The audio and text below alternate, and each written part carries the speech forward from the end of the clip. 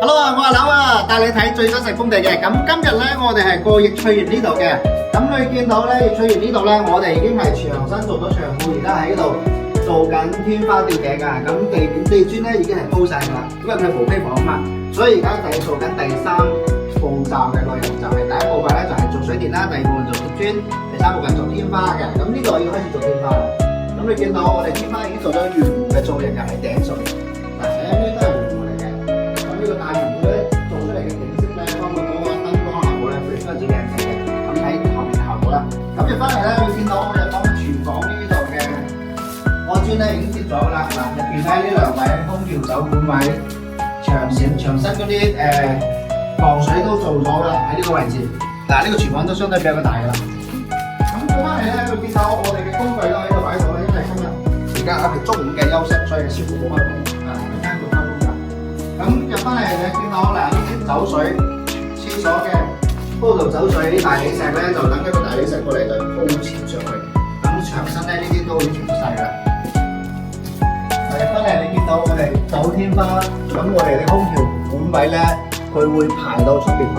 因為呢度有個特殊嘅情況就係咩咧？係因為佢個空調主居位就得台機個位置可以擺嘅就係出邊嗰度，其他位置係冇嘅，同其他嘅發展商嘅嗰個位置係唔同，佢可以做咗喺飄台上面，但係呢個唔得嘅，所以留喺一個位置。所以你見到上面好多管線走入去同一個地方，就係因為佢要提前預埋管道。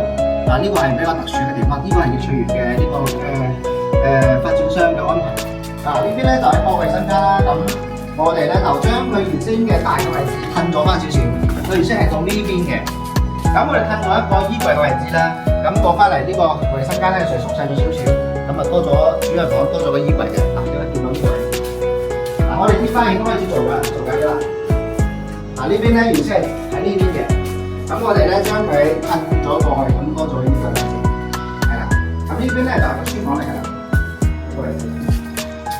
咁呢邊做個書櫃、儲物櫃啦，咁呢邊書台，咁呢邊有個臨時嘅梳化床啦，就擺喺呢個位置。咁後面呢個房咧就係一個客房啦，客房咧就簡單啲。